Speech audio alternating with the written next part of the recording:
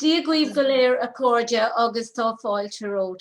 Welcome to Be My Guest with me, Mary Honan, on Lear Media TV, supporting the Samaritans, Limerick and Tipperary. And I just want to tell you a little bit about the ladies and particularly Nancy, who I have on here. Nancy is the founder of the Attridge Academy of Irish Dancing, and it was originally established in 1958.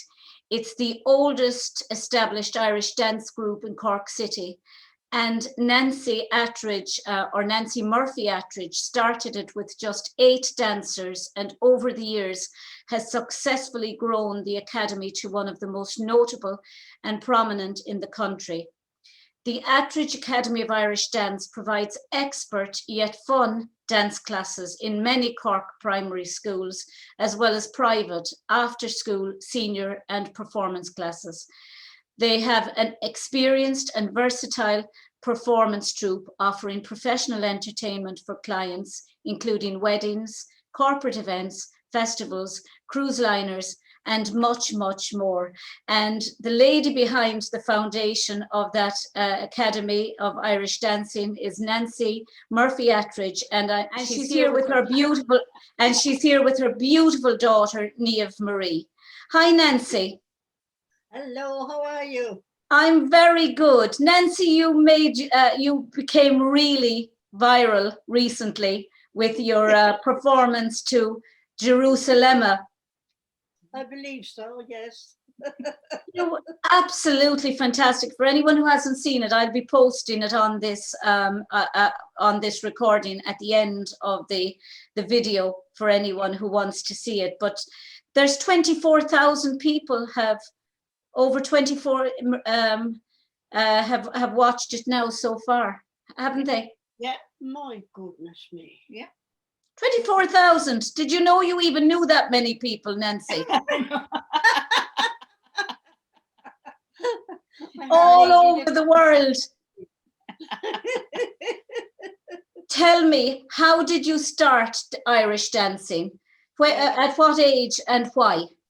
I learned Irish dancing in a place called Ungrinon by the Holy Trinity Church. And I danced and learned and danced there for years. And you started because of Auntie Eileen and Auntie Noreen, wasn't it? That's right, my 2 sisters, Eileen and Noreen. They were going as well. And every Saturday, I used to go down to the Grenon and learn and perform my Irish dancing. And who was your teacher there? And my teacher there was Cormac O'Keefe. And you had Christy Murphy before that for a little while, didn't you? For a little while, only a little while though. Yeah. I don't know what happened to him. Did he die or give up or what? I don't know what. But anyway, it was Cormac O'Keefe then was your main teacher, yeah. And one day Cormac O'Keefe came to me and he said, I wonder, would you be interested in teaching Irish dancing? He said, I have been asked to teach in St. Angela's College in Cork. So I said I would discuss it with my parents, which I did. So my mother said, give it a try. And there I had the most wonderful life I could ever describe. I absolutely adored it. And I taught Irish dancing and I went to all the schools, Clonakilty, Rosscarbery, Dunmanway, drove my own car out there. I used to be out at 9 o'clock in the morning in Clonakilty teaching the dancing. And if it was a nice fine morning, I'd be out in the open with the sun shining. So I can tell you I wouldn't and didn't swap my job with anybody.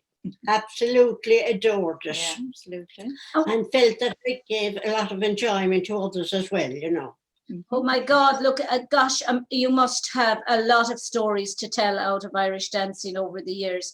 Has it changed it has to have changed a huge amount, Nancy, since yes, it has really, I'd say a lot, all right. But having said that, like I always say, whoever is doing it, once they're enjoying what they're doing, that's the most important thing in this life. If you enjoy what you're doing, and I had the most wonderful job, and I traveled to all the different places, into all the convents, everywhere, and I was treated like an inspector, like a Kigura. It's years since I've heard about the Kigra. God, you'd absolutely dread them coming into the school. Yeah, the Kigra. The Kigra. And I really mean that now, that I enjoyed it so much and travelled in my car. And then when I had my boyfriend, he used to go with me at about 7 o'clock in the evening time, and he'd sit in the car. That was Dad, by the way. Dad Murphy. Daddy. Daddy. He was a marvellous man. He went all over the world with her. Oh, exactly, Spud Murphy. Is that what they used to call him? Isn't it funny isn't it funny, Nancy, how Murphys tend to have that nickname, Spud Murphy? Yeah. I've heard of a lot of Spud Murphys. Yeah, Spud Murphy. That's right. I think it was to differentiate in Ireland between which family of Murphys. Are you one of the Spud Murphys, or are you one of the? There was all different nicknames for different branches of Murphy family, because there were so many Murphys in Ireland. Right, yeah. But I was always recognised as Miss Attridge. That's right. And someone couldn't say the Attridge, and they'd say Ostrich. Miss Ostrich. Miss Ostrich. Or another one the other day, Miss Partridge. Miss Partridge. Oh, it could be anything. Yeah. They made many attempts at it, but I didn't care what they made of it. I enjoyed it so much. I wasn't into a lot of the wigs and tanned legs or anything. Once they got enjoyment out of it, that's all it meant to me. Yeah. And I brought some enjoyment to everybody. But Nancy, you were in Irish dancing in the 70s or late 60s when the split came. Yes. And so you stayed with the commission, whereas a lot in Cork went with Kogol. That's right. Where you were obviously like John Culnan and his sister, who stayed with the commission. I did, exactly. Well, we got a choice, and I stayed with the commission. And I never regretted that at all, one way or the other. I enjoyed it so much. I had no reason to be changing anyway, because I wasn't into a lot of highly competitive competitions or anything that way. But I loved teaching it for the joy of doing it and giving the pleasure to people. Do you? Is it the dancing you love, or is it the fact that you're promoting the Irish culture, or is it everything? It would be promoting the Irish culture, I would say, but in a non-competitive way. I wasn't into the tan legs and wigs or anything, only just for the love of doing it. And what do you think of river dance, Nancy? Well, I enjoy watching it, like. Yeah, we've gone to see them all and Lord of the Dance, and when they come to Killarney and that, we go to them. Yes. I think we both would be in agreement that like it obviously it did fantastically for Irish dancing and bringing it onto the world stage and everything like that. But I think where the oomph is where that back line comes out, and where everybody is dancing together. Yes. But if you think about that in history, we've been doing that all our lives anyway. Yes. And it was just lovely that finally it was being recognised for the amazing, creative thing that it is. So I suppose from that point of view, I mean, it made it very modern, obviously, and everything like that. So it's just, I suppose, to bring it onto the world stage and let everybody in the world see how amazing our culture actually is. But I've seen in the recent times, I've seen a lot of men dancing. In my time, no, the men wouldn't anticipate doing the steps at all. But now they're doing it, and they're it's a lot more acceptable. And they enjoy it so much. Yeah. I was only watching it the other night. Yeah, that's great.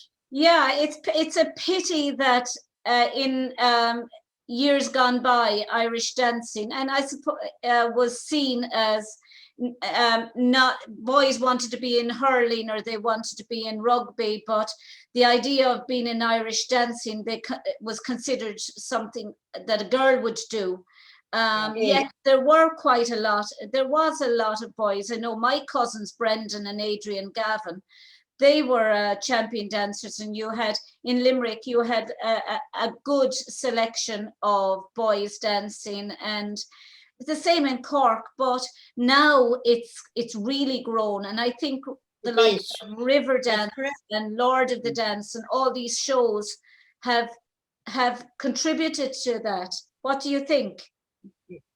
Absolutely. Yes, you're perfectly right there. And I mean, it is difficult to do it, but now it makes a difference whether you're a man or a woman. They're all mastering the Irish dancing with the steps they do. Yeah, absolutely. You know, that kind of thing. And what's great, Nancy, I think you'll agree, is that so many people from countries like all over the world, South Africa, Israel, Germany, countries that children who may never have any Irish blood in them are taking up Irish dancing. Yeah. They love performing it. Yeah, absolutely. But what was it like in your day when you were competing? Can you remember when you were competing? I suppose Fesh Matthew was your Fesh Matthew, one, more or less. Fesh Matthew. I didn't go to many feshes at all because we couldn't travel like the feshes. But there used to be agricultural shows in the different towns in Ireland. And if there was competitions there, well, once our dancing teacher would approve of us going, we'd go there. We'd try and get there somewhere, sometime, some way. So, but that way, other than that, we were not involved in competitive dancing at all. And what was it like being taught by the great Cormac O'Keeffe?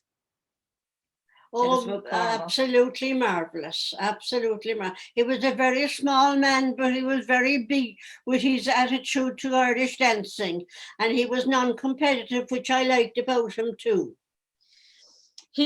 Funny enough, we're actually teaching Cormac's great-granddaughter now.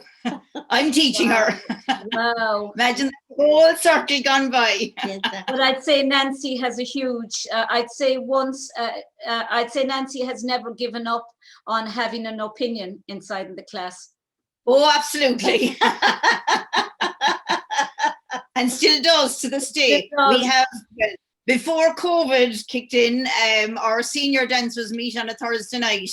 And Lady Fair here next to me trottles down every week and sits down and watches us all and makes sure I'm teaching properly. And it's great. And that's what's kept her young. It's, interacting with the younger people all the time. It's great.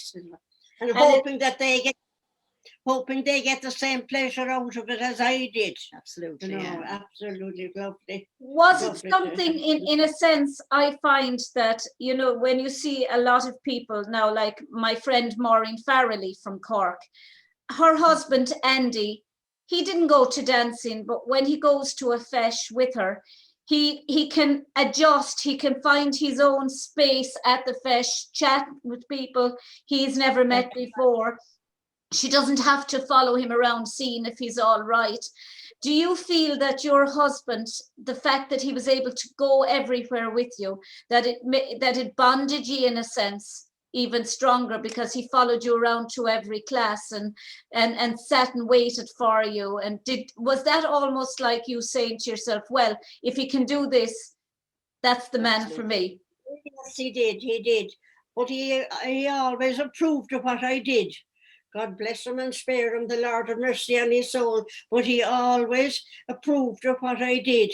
And he often went with me in the evening time, Clonakilty in particular, now in Roscarbery, and he'd sit in the car and read his book while I'd be inside doing the Irish thing. That's love. Yeah, it is. In capital letters. Absolutely. Capital letters. But Nancy, getting back to Cormac O'Keeffe, the steps, like when we're judging now, we're still judging, looking at the same things as everyone looked at. And even when I was dancing, and even back as far as when you were dancing, you're looking for timing, you're looking for carriage, you're looking for style, you're looking for feet. do you think, the steps have obviously changed a great deal from the way that they were when Cormac O'Keeffe, the Cormac O'Keeffe steps. How important do you think it is for us to keep a hold of the traditional? And then move. Am I asking my question, please? Niamhmarie will answer that one. There you go, Niamhmarie. My pet hate in life is if we have been taught St. Patrick's Day from the age of 5 or 6 or whatever, whenever we learned it. The toe hop in your heel. Can you please teach the whole entire set? Like I have relations in America and Australia, and I've met them down throughout the years, whatever, and we get together and say, well, there's one dance we can all dance, St. Patrick's Day, Blackbird, the traditional sets. They're supposed to be the same worldwide. And then we get to, I only know the right leg of the set. Is there a left leg? Yes, there's a right leg and a left leg. There's also a finishing step. Then I'm the one who's made look odd because I have this proper set and they don't know it. And if there's nothing else in this life, that I leave this life knowing that the children I'm teaching are the people that have enjoyed Irish dancing. Please learn the whole entire set. Yes. Please. There's a right leg, started on the right leg. There's a left leg, there's a set, there's a finishing step, and it all goes with the music. But depending on the counties that you're in, Limerick doesn't have that finishing step in St. Patrick's. Huh? Well, I mean, I never learned the finishing step in, and my Blackbird, my Garden of Daisies, John said to me, it's, I forget which version he said it is, I'd have out, in, cross key and treble, back to 3 and bang and treble back, treble up and treble back. And John Clonann says to me, that's such a version. And I got it from Celine Penny. And it's funny how they vary, and I've seen another version of St. Patrick's Day recently from the north of Ireland when I was judging, which was quite nice as well, very nice indeed, actually. And I hadn't seen it before, but it was in the step, treble and treble and treble and treble, 2 trebles and back, hop up and back, I think it was. But it was a really nice version. But you think it should be all completely standardized? Well, no, it's fine that there's versions because I understand that. But if there's a case, say for example, now my dancers would know our full St. Patrick's Day that was handed down obviously from Cork and everything of that. But then say it's Seacht na Gaeilge, and they're meeting with other children in their class who may be learning Irish dancing from other dancing teachers, and chances are they're competitive dancers. So when they are going to feshes, the right leg is all that's required of them. So then when they all come together to put on a performance, and they just stand, and I say, well, can you all do the set? And they get, we don't know the left leg, we don't do the left leg, we don't have a finishing step. And it's just, I understand for competitive reasons, that's all you need to practice, but let children be aware that there is a left leg. There is, and that the last step. Or the other thing, I nearly jumped out of my seat, I nearly had a heart attack. I can't even remember the name of the show now. It was Michael Flatley anyway. It wasn't Lord of the Dance, but it was one of the follow-on ones. Probably Feet of Flames. Feet of Flames, and I think he does a King of the Fairies in the middle of it. And the music is beautiful and the setting and is all. And I was praying. I said, please no, for in the name of Irish dancing, will you just dance the set? Do whatever you want before it and after it or whatever, but just put your hands by your side and dance the set the way we all would have been taught, just to bring the little bit. I know what you're saying, and I do. I just that it would be nice if in these shows that there was a nod to where they learned, where this show progressed from. Just a split second, go back to what it was, to basic, just to show the kids where. I mean, it did start with Sean-nós. It did start with learning to move their arms. I love the part in Riverdance where they all do the little bit of set dancing and they're in their, you know, the more folkloric costume. And like, it's not the whole show has to be that, but it just, as you said, gives the heads up to where we came from. Exactly. And I just think we get so caught up in the competitive world, and it is slowly but surely, I mean, we see it when we go abroad, that the Riverdance style is the norm, and like, you know, the uniform with the embroidery and the collars and all the rest of it that we have is being forgotten about.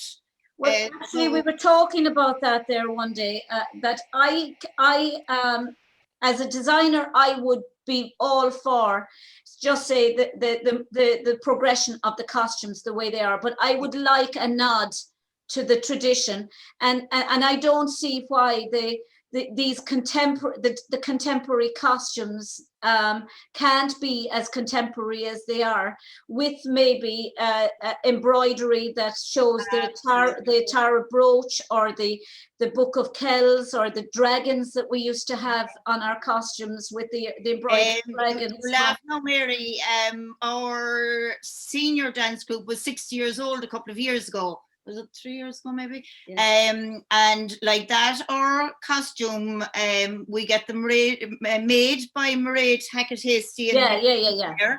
And she's up and down and up and down. She hand embroiders them. I do them. Mom does them. Yeah. Some of the moms still. And because when we're standing in an audience, like say cruise liners after coming into Cove, and we're explaining the history, I am actually explaining, well, this is after coming from the Book of Kells, and we do actually use I do the embroidery as well, or I used to do the embroidery. Yeah, so then when we did get to 60 years, we said, well, what are we going to do? And it just so happened we did 2 trips that year. We did Romania and we did Malta, or was it Bulgaria? I can't remember. Nancy, you have a great life. Great life. But proud of it. And in that new costume, we got together with Mairead and we designed a new costume. So we have all black now, we have lace sleeves, but on it, we still have hand embroidery on the shawl, and there's still a little shawl at the back. And there's no reason why that can't be carried. Exactly. And we still have our colours, and there is a dragon on it, so that we're still bringing a bit of the old tradition into the new style. But when we do a performance, we can show both. Yes. And like when we do go to a wedding now, or we're dealing with the bride and groom, well, I give them the choice. Do you want the real traditional costume that we have, or do you want the more modernized one? And, at least they know. And, we've kind of incorporated both. So I would just hope, we don't lose the culture. That's all my hope is. What, Nancy and both of you, what are your opinions on, you're not very competitive. You're out of choice. You prefer to teach the culture and go into schools, and not what if somebody wanted to compete with you, really wanted to compete, they go to another school? Yeah, and from the very first phone call, like say I could have a parent who'll ring inquiring my little girl is, some of them I have a little girl who's 2.5 and she's the most amazing pair of feet in the world, and I'm thinking, yeah, we know where this one is going. She's going to be a world champion. I will clearly tell them, listen, we are non-competitive. So, and by all means, if you would like your child to go down that route, I will give them names of people in their locality, teachers that are competitive, and I have no bother. I'm forever handing out numbers, because if that's what they're looking for, give them what they're looking for. But if you're looking for, the culture, the enjoyment, the everything else, and they can see, what we do and the friendships that our senior group have and all that kind of thing, well then that's the road to go on. And I thrash it out with them and say, well, what do you want for your child, and this is the best road to go for then, or whatever. And do you ever consult Mammy on that, or do you or does she have an influence on everything? She is her imprint everywhere in the Murphy Academy? Like, I suppose I'm a clone of her no matter what. Yeah. I am a clone of her. I think like her, I talk like her, I teach like her, apparently. So I don't have to run much by her anymore. The same language. Yeah, I suppose I'm teaching 25 odd years now. At the beginning, obviously, and when I you're telepathic. Yes. You know exactly what Nancy is going to When say. I went into it, first of all, I mean, I finished school at 18 and I gave myself 2 years, as I call my apprenticeship. And I went around like an apprenticeship, and I went to all the schools with Mom. I was in the background completely. So I am a complete clone of her, and I do know her thinking and her ethos of everything. She's been And on you want to maintain that ethos. Oh, absolutely. You don't want to Exactly. deviate and become a highly competitive teacher, knowing that your mother was so, knowing that you were so against, say, or so much in love with the performance element and the cultural element rather than the competitive. And I see it myself. I mean, we have our own senior group, and I mean, I have dancers and they're in their 30s and they're not giving up dancing because there has been no element. There is nobody better than anybody else. No. They're all come in together. They all learn the steps the same. We all go to performances, and I'm not there picking A, B, and C because they're the best. I throw the message into the WhatsApp, lads, we've a wedding, who's available to do it? And we're all exactly the same. And once we're enjoying it. But, you know, I mean, I was a very competitive, and I still am a very competitive person, in the sense that everything I do, I feel there has to be an exam at the end of it, or there has to be a competition. Otherwise, I would actually sit back and think, oh, sure, what's the point? I'm not going to even know whether it was worth practicing. How do you both get through that idea that you're coming into class, and when you haven't something to aim at? I know you have shows, and we do. We always have something to aim for. That's the thing. And you do, and I suppose I deal with lovely people in the sense that, as I said one time, we were asked to do a wedding, and it just so happened that Pippa Middleton was at it. It was a family wedding belonged to her. We didn't know until a couple of hours before. It was very cloak and dagger, and I was thinking it was something a little bit unusual. But that same week, we also were given the opportunity to dance at our local Circle K petrol station for an hour. We were able to do fundraising, and I don't know, it was Shop na Gaeilge or something like that. And I said, you know, there was two levels there. We're dancing for royalty, and we're dancing for the local people in Turner's Cross. But it made petrol station. It makes no difference because they're performing, they're doing what they're loving. And it's the feedback from the people. It's the person who says, oh my God, you made my night, and I'm in Ireland and I get to experience that. Or the local people saying, oh, it's so great to see you and I'm delighted to be able to, you know. So either way, you're getting a positive response from no matter who your audience is. And that's what it is. We just look forward. You never know what the next wedding is going to bring. You just don't know who you're going to meet on the cruise liners. Certainly the travel then comes into it big time. I mean, we're aiming every year. Where are we going to go? And it's just amazing, you know. It's the friendships that are with it, like, you know. This is it. And when there's no competition in it, it's the performance. I remember putting together a show for. It was in Rathkeil. The children were left down very badly by the person that was putting them through for community games. So we only had 2 weeks to put the show together. So I choreographed it, taught them the dance routines, did the choreography, made the costumes, and they won. And they won. And it was, I had the children killed. God love them. They were there for 5 hours every day. And I don't think they ever knew what it was to do it, but they got first in the best Irish scene in Ireland, and then they got third in Munster, and then they got third overall in Ireland. And it was great, the buzz of these children who were not competitive, but they were performance orientated. And it was great for me as well, because I had that buzz of, we've only 2 weeks to do this. We can't sit back. And I suppose, do you find, Nancy, that the work ethic that you have for dance and that you had for dance has carried into every aspect of your life? And do you think that that is what has rubbed off on Niamhmarie and your other children? It has really. I hope so, yes. And I think it does, because I judged it for myself when I see the enjoyment they get out of it, you know, without having to be wearing tan legs and She's mad. She's dead set against those She's tan dead legs. set, I tell you, dead set against them. But she has, I suppose, mom has a great sense of loyalty. And like that, now I laugh when I hear about somebody letting something down. We would die with two broken legs rather than leave anybody down in any situation. And that certainly has spilled into our lives, myself and my two sisters. yes. When you agree to something, you agree You to do it. I'm like that.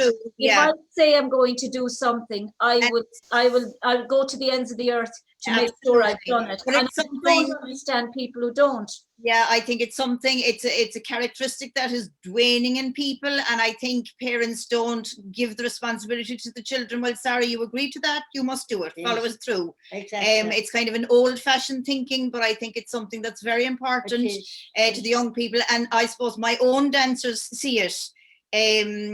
Like it's loyalty too. it is It's you've loyalty. agreed to do a performance, and unless you're, as I say, unless you're inside in bed sick, you don't. And don't bother texting me, you pick up the phone and you give me an excuse face to face if needs be. And if you can pick up the phone, you're not sick enough. Exactly, there you go. And nowadays with social media, you know very well if you're being told a white lie or whatever. So it is, it tells you where you are sometimes. Absolutely. And that's why I know where all my dancers stand. No, but it is and like that, it's not just dancing, it's like, responsibility, loyalty, it's, the way they behave. I suppose we have a lot when we go abroad that mom always says, like, whatever you do abroad, if you throw a piece of paper on the ground, well, then it's regarded that everybody in Ireland throws paper on the ground. Yeah, exactly. And we always get this spiel before we go on a trip, about behaving ourselves and all. We are But I just have to say, my colleague walked into the room to actually fix the light overhead me, because obviously they detected that there wasn't enough light on. I didn't even notice that, but he's a Cork man, and he's in absolute heaven with that Cork accent, because he thinks he's from Mallow. And he went to Brenda Springer to dancing, and his brother Billy Barry went to Brenda Springer, and they just think there's no place on earth like Cork. Oh, absolutely, he's dead right. He says we take our bow. Yeah. He says Irish by birth, Cork by the grace of God. That's it. But what was I going to say? You have a great community, Nancy, down there in Cork of teachers like Brenda Springer, John Culnan, and the late James Madden, who died last week. God rest his soul. Yeah. I mean, James Madden was renowned in Cork. That's right. He was. Sorry, go ahead. Yeah, and mom took it upon herself there a couple of years, well, it was a good while back now, where she has a friend, Nancy Brown, who would have danced as well. She was over in England. Yes. And when Nancy would come on holidays, mom and herself would meet up, and John Culnan and James Madden and a few other teachers, just to reminisce and have a meal and that kind of thing. Yeah, it was great. Right. James is lovely. Yeah, he's a gentleman. Yeah, I remember James so well, because Sheila Hayes, Lord rest her, would have been in James's school, and I was in Sheila's age group. I was with Nolan's in Limerick, and we would have been the same age group, so I would have remembered James, and he'd often come over to me at a competition and say, I remember you dancing, and he was always lovely. Such a lovely man. It's so sad. So sad to see the greats going. Yes, absolutely. And so important to keep, I get back to what you're saying there, Nancy, about the nod to the tradition in the shows, that David Gainey is, I don't know, have you seen David's videos? Yeah. He's great now he's mad into the Shanos. Yes. And dancing in the pub on the piece of timber. Yeah, absolutely, yeah. I saw something there the other day now, and he was dancing, and I said, look, it just goes to show the magic is in the feet, not the stage or the background or whatever. Oh, sorry, now my doggies are barking. What's your dog's name? I have Betsy and Henry. Betsy and Henry are my two dogs. They're two rescue dogs from Mine are too. County Armagh, two Cavaliers. And Mom has her doggy here as well, Millie. Millie Murphy. Millie Murphy came down for her dinner today. I had 3 up to 2 weeks ago. My Millie, I had to put my Millie to sleep in my arms, and it just destroyed me. It's the first time I've ever had to do that, and it just destroyed me. And now I have Heidi and Hugo, and all 3 of them were rescues.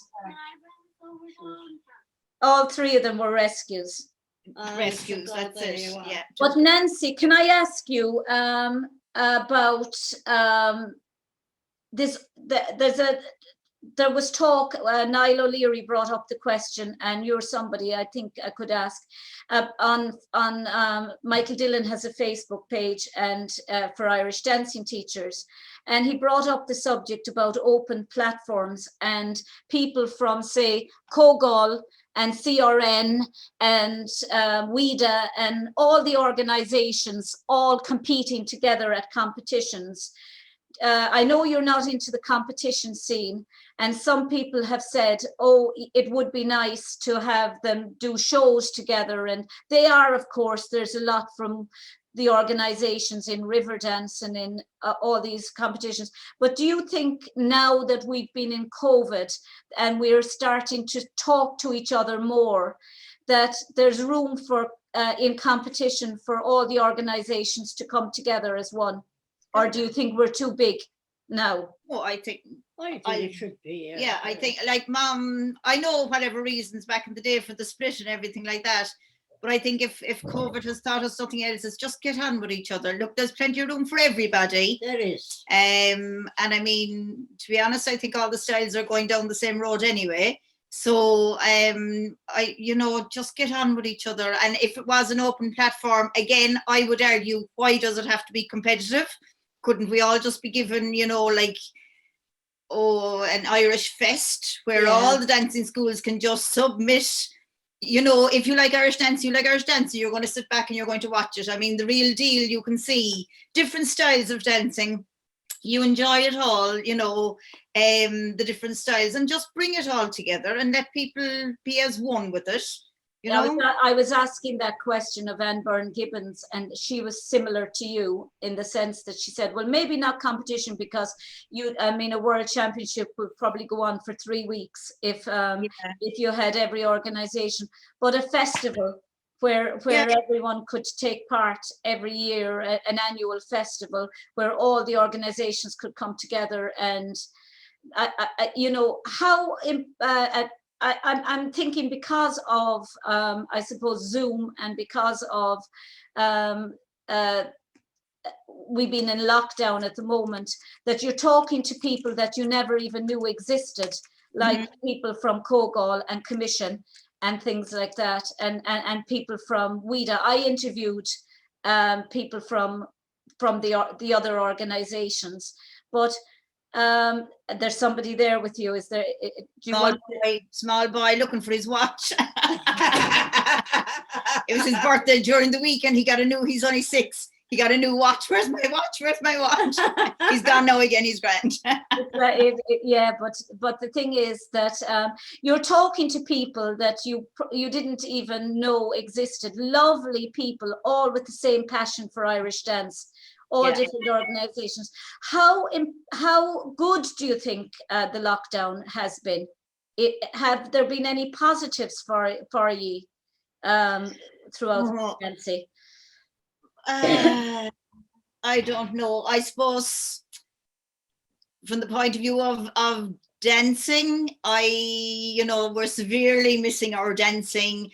I mean, for speaking from my own experience now, my own senior group, they've kept in contact in the sense that we were doing Zoom quizzes and things like that. But it really is very hard, Nothing like the physical.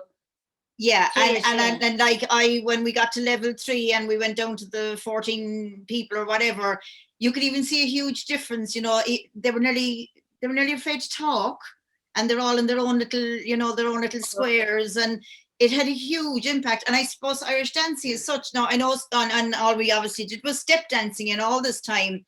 But it's like the fun and the crack that's with your Cayley dancing and your three tunes and your yahooing and everything like that. It you know, it's gone, and it's nearly gone for a year at this stage. But do you see any sense in it? Because I certainly don't. I'm somebody, and you know, I mean, I'm going to say it now.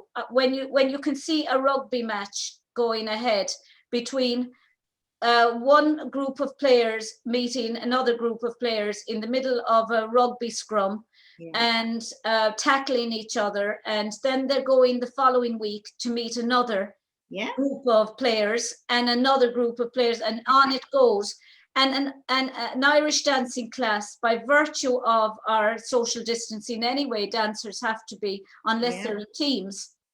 But if you're meeting the same children every class. Exactly.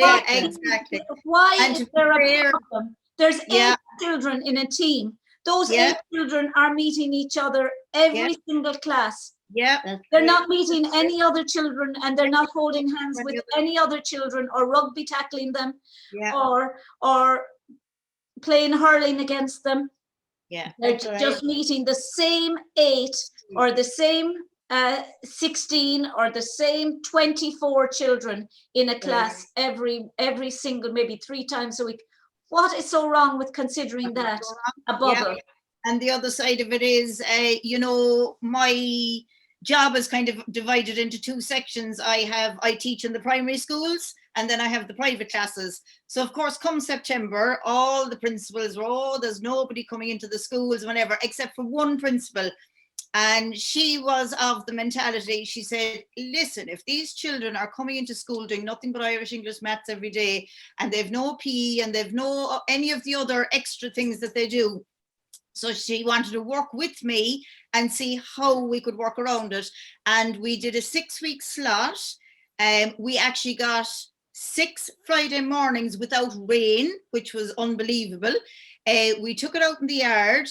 I was their dance teacher. They came out. Did you have the Child of Prague statue outside? I don't know how it happened. My Father in heaven, I'd say, was absolutely. I couldn't believe. Cork must be.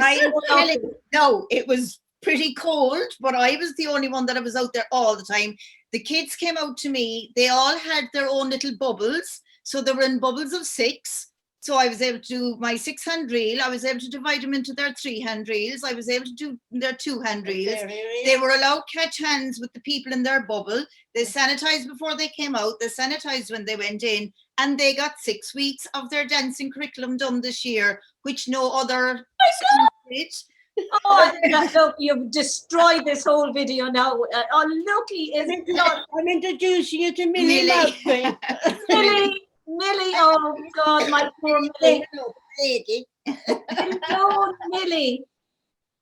Millie is gorgeous. Do you find that having rescue dogs, they understand how lucky they are? Oh, I think so. They're just, I was looking at my one this morning, and she'd like the 4 paws up, rubbing it. And like, there was no fear whatsoever. She was just like a baby thrown on the bed. And I said, you know, just to see from what she came, I mean, she was, you know, afraid when she came first. It's amazing to see. But I always had purebreds. I had a purebred Japanese chin, a purebred Yorkie. She was the 2nd smallest in Ireland. I had a purebred boxer, and I love the boxers. Right. And a purebred Westie. But I managed to end up with 4 rescue dogs at one stage, and one of them went missing. Oh my God. This is Betsy. Hi, Betsy. Look. Betsy. Hello, Betsy. Hi, Betsy. I'm talking to the Betsy now as if she's a human. I know. Hello, Where's Henry? And Henry then is never. Henry's never far behind. This is Henry. My God. Houseful. How did you find them? How did they find you? My 2 were Cavaliers in Need in Northern Ireland, and I connected with them because I had a Cavalier years ago called Saoirse, and Saoirse passed on, and then I had my kids, And I just felt I always wanted the kids to grow up with dogs, because we all grew up with dogs. But because I love the Cavaliers, I wanted the dogs to be Cavaliers, but like that, I wanted to rescue. And I was very fussy. I wanted the black and tan, I wanted the ruby. And lo and behold, was it 2 summers ago, up on their adoption page, black and tan, ruby. And I didn't want puppies. I wanted dogs that needed a good home. But the problem then was it was Northern Ireland, and they really never had dealt with anybody in Southern Ireland. They obviously bark with a Northern Ireland. Oh, they're beautiful. They're too beautiful. So luckily here, the local ISPCA sent over somebody to do a home check and all of that. And myself and my friend drove all the way up, 5 hours up, to get the 2 beauties anyway, and they were with a lovely foster mother, and I've kept in touch with her and everything. She sends messages and I send photographs and everything like that, and down they came, and she's not a bad, but they're fantastic. So they're with me 2 years now. It'll be 3 years in September now that I have them. Yeah. And how long has Nancy got Millie? You ended up with her on Mother's Day. On Mother's Day, exactly. Yeah, her own doggy died. Dealish passed away. And What did she call him? Dealish was her other dog, but this Dealish. is This is Millie. We've had Dealish and we have Shoda. Yeah. They all have Irish names. So this is Millie. When I was young and active, I used to put her into the basket of my bicycle and cycle down the Rochestown Road. That was Ricky then that you had doing that. That was Ricky. And then my next one was Millie, and Millie's with me now, and I take her to bed with me and all. I do. There you go now. No, but I do think mine, I have Hugo is very timid. He kind of the least noise and he jumps. And he was my friend's daughter, who they're Muslim, and they found him outside their door. He was abandoned on their doorstep. He was only about 6 weeks. And she was overfeeding him with stew and everything. And I thought, and Anne was going to take, my friend was going to take him, but her husband, because of their religious beliefs, can't have dogs around the house. And wherever they're praying, and he'd be religious, whereas her daughter-in-law, her daughter's husband wouldn't be so much. And so I said, look, I'll take him. So I ended up, and everything that goes wrong, I just think, Muhammad, it's your fault. When I had 3 of them, it's your fault. And Anne says, I never asked you to take him. I was only asking you to help me drive him to animal welfare. Right. And I said, well, you couldn't. The minute I saw Hugo, I fell in love with him. Good. And the thing is, they know that they've hit it lucky. They do. Very clever altogether. Thanks. I have a house built under the stairs for them with windows and curtains and a light. And their beds are right in underneath the stairs, and it's a friend of mine says Jesus Mary is better than my bedroom. Yeah, but they deserve it. They deserve it, absolutely. But where to from now? Now on. Once COVID ends, let it end and let us get back. And I don't even know where you even start off. Certainly with the schools, but anyway, I've kept in contact with my dancers throughout COVID, and as soon as we get the green light to go back, we'll go back. Hopefully we will see normality. I'm saying maybe next September, will be a little bit stronger place to be than we are at the moment. And then we just get back into it. I can't believe we're missing a second St. Patrick's Day. It was this time last year. We were getting ready for all our performances, and the next thing it was all hitting the head. But get back to it and get back to it safely. And please God, we're just missing it all so much at this stage. We really, really, really are. What is it you miss the most? I'm certainly missing my senior dancers an awful lot. And I know I'm great friends with them and everything like that, but it's just the fun and the crack and the news and just the normality of it. I mean, you're going hell for leather. I have been for the last 25 years. and you'll be always wishing for a break, and all of a sudden we've this break that we don't want at all. Yeah, so really just to get back into it and like to get out performing. And I had an inquiry now the other day for a wedding, and I said, oh, it's been so long since an inquiry for a wedding. Now her wedding is 2022, but please God, it will be back to that, you know. I really, really hope it will. But do you think that there should be more pressure being put on the government to allow Irish dancing back? Absolutely. And I think do you think there's not enough pressure being put on? I don't think there's enough pressure, and I don't think they're taking it seriously enough at all. I mean, they're all about their hurling and football and everything, and why that's important. I don't think Irish dancing is up there, you know, with that level that they talk. And it's the mental health of the children and the dancers, and it's the meeting your friends. And like I have one mom there now, and she said her little girl does nothing else but Irish dancing. She lives for her classes, and like she has nothing, and there's no interaction. And I see it with my own kids, that like things are changing. They're slow on even going out to talk to their friends out on the road, or they're things becoming institutionalized. Yeah. Absolutely. And like to be fair, the kids are the ones who are doing exactly what they're told. They're like robots, the way they were able to take the hand sanitizing and stay away and, you know, all of that. It's a lot of the adults who need to cop on, and it's the kids are absolutely. But in fairness, do you think it's just gone to a stage now where it's I think it's I personally think it's borderline nonsensical. You have, as I say, you have the elite sports, and suddenly the virus is supposed to recognize that, oh well, they're elite athletes, and it's okay for them to go in again into a rugby scrum or go up for a tackle or meet players from a different team next week in a different group from a different county, traveling to a different match next week and the week after and the week after.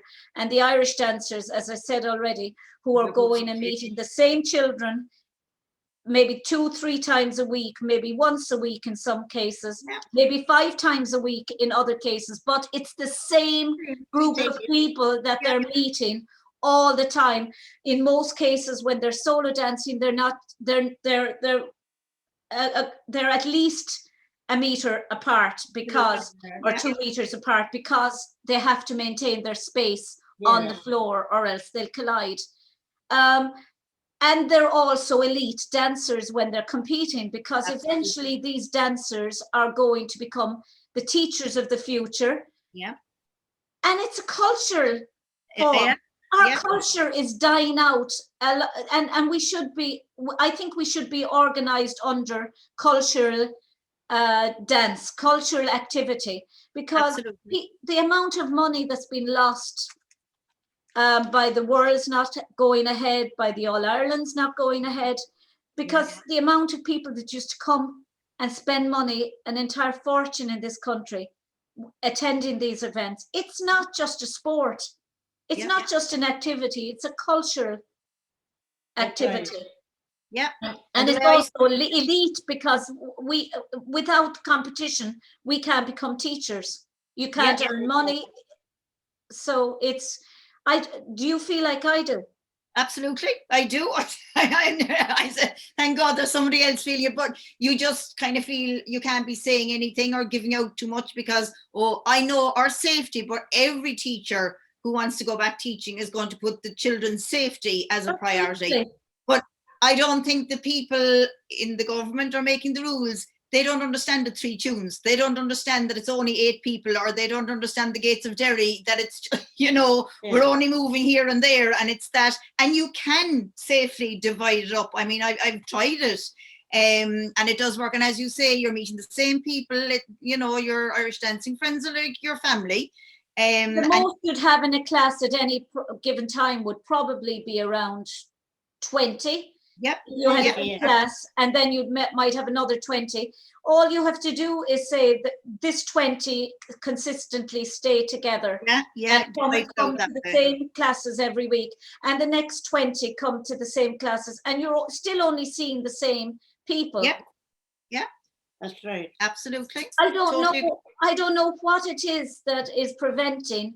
I'm just dumbfounded as to know what it is that's preventing Irish dancing from getting back to or any form of dance, really. Yeah, any form of dance, any form of dance from getting back, because, do you know, I mean, the children's, I did my PhD on the impact of childhood on childhood under Nazism, and the post-traumatic stress people suffer from being imprisoned or being forced to out of their lives. And I don't see any difference in this. There's children and there's people being locked up in their homes. I'm an only child. I'm here most of the time. I'm in my house on my own.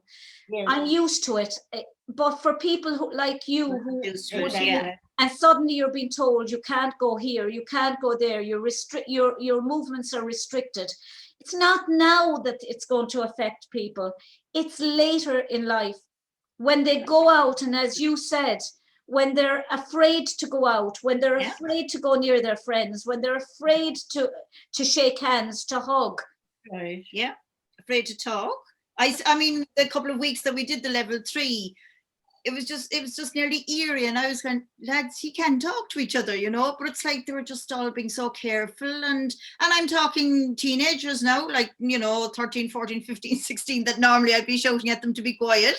I'm saying it's okay to talk, but they're just, you know, as you say, institutionalized at this stage. It was just so ridiculous. At one stage they were telling us that, you know, going to places where you'd have to be shouting was more dangerous than places where you could whisper, because shouting was going to make the virus spread even more. I don't think they know themselves. That's half the problem. And then creating a people who were absolutely terrified to open their mouths. That's right. That's it. You know. But let it all move off now fast and get on with life. It's hard. It's a tough time, I have to say now at the moment. It is.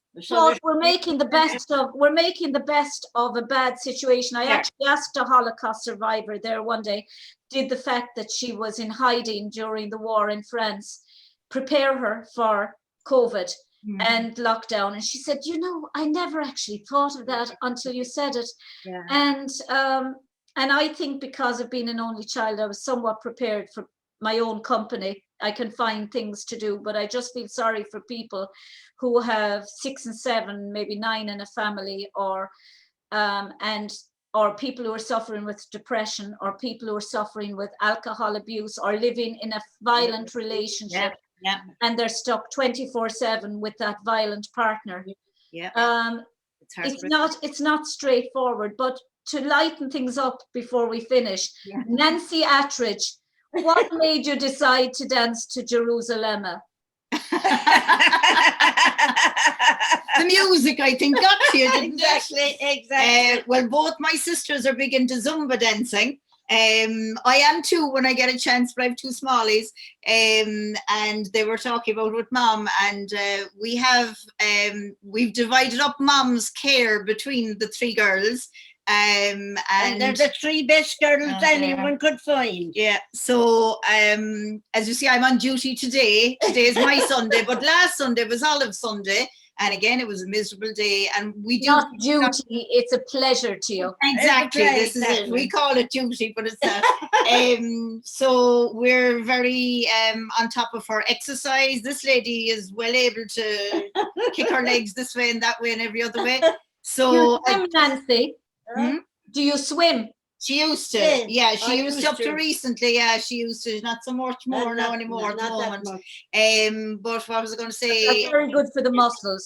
What age am I? You're 89 now. I'm 89 now. 89 now. What age am I now? I'll be 90 next November. I was born on the 27th of November, 1931. That's right. And I'm the 27th of June. There you go now. On the same year. No. Oh no, Jesus, Nancy. Get away out of that. I know. Yeah, but I mean, the thing is, I'm in shock. But what was I going to say? You liked the music. Yeah, so Olive had her last week, and out of something to do and just doing a bit of exercise, Olive said, I'll teach you the dance. And her daughter videoed it, and sent it to me, and then of course sent it around, and all of a sudden, but it was just, I think people resonated. I think this lockdown, people are just so down in the dumps with everything, and to see her with her little strut, you could see she was loving it, and oh, it's just gone around the world. But the feedback we're getting is just phenomenal. It's amazing. But it's absolutely addictive, the music. It is beautiful, absolutely beautiful. It is, yeah. It's just one of those pieces of music that'll probably just come once in a lifetime, and came at the right time when people are in lockdown and everyone wants to try it. Yeah.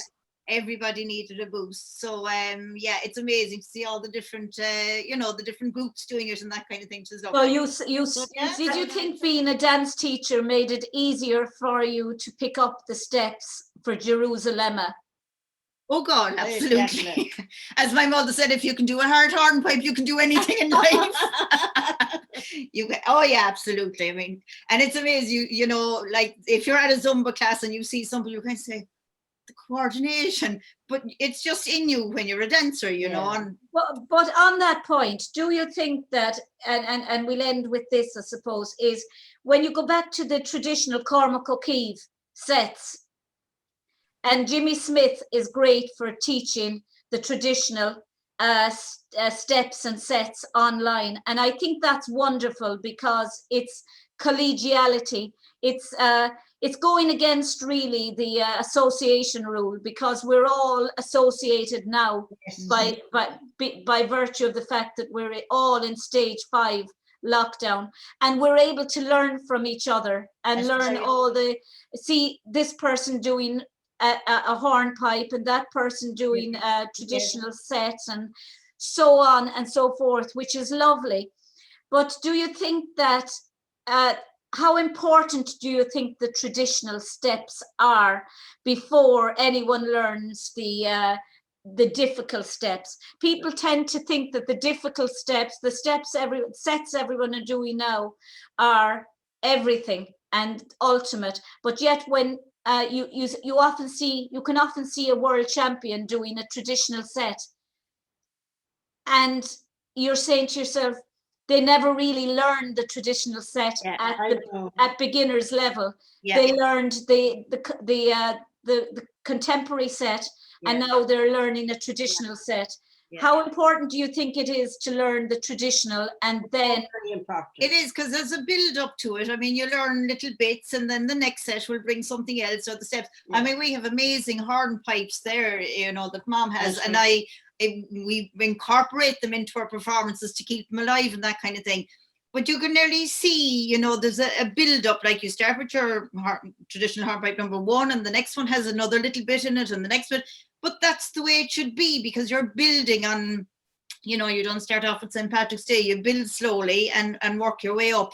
And do it the right way, be taught the right way around. And the traditional sets are very different to the contemporary sets. And in many respects, people think, oh, they're traditional, so they're easier. They're actually much harder. The rocks, the cross keys, the style, the looseness of the angles, everything isn't rigid or isn't. And you know, how annoyed do you get? I have a bugbear in St. Patrick's Day, going back to St. Patrick's Day, is the toe hop in your heel. Do you ever see that? And treble and treble and treble and treble, 2 trebles, hop back, hop up, hop out, tip and out in your heel. And I think, like, there's no tip and out in your heel. It's hop out in your heel. And I'm there and I'm thinking, she is just gorgeous, that dancer. And now she has done a tip hop in your heel instead of hop up in your heel. And I've got to knock her. Yeah. And you're there and you're saying, anyone looking who doesn't understand is going to say, why was she knocked? She was beautiful, but she's done a tip out in your heel instead of a hop up in your heel and tip, or they, you know. And how annoyed do you get when you see little embellishments in traditional sets that shouldn't be there? Don't even get me started. Or a bang up in your heel. It's and I do get very worried in the sense that we do so much to keep the tradition alive that I'm afraid with all the modern stuff, it's going to be lost, you know. And it does worry me an awful lot, doesn't it? That, you know, make sure there's a right leg and a left leg and that it's matching the timing properly and stuff like that. But as you said, just give a nod to the tradition where we all came from. It's very, very important, you know. I think what you learn yourself is very important too. You got a lot of enjoyment out of it. And if you got enjoyment out of it, well, to help to the ones that don't get the enjoyment out of it. I think that's the perfect place to end, to help the ones that don't. Well, Nancy Attridge and Niamhmarie, both of you were an absolute pleasure to have on the show. Thank you very much, Mary. It was lovely talking to you. It was a pleasure talking to you. Thank you very much. And don't hesitate any other time to talk to us if you want to. And maybe when all of this is finished, you can come down and visit us at dancing some night. We'd love to have you down sometime. Exactly. I will indeed. And my love to those three lovely they're all asleep here now. It's one you can't hear them snoring. They're all asleep here now at the moment. And I love your background. Thank you very much indeed. Thank you, Mary. Wonderful.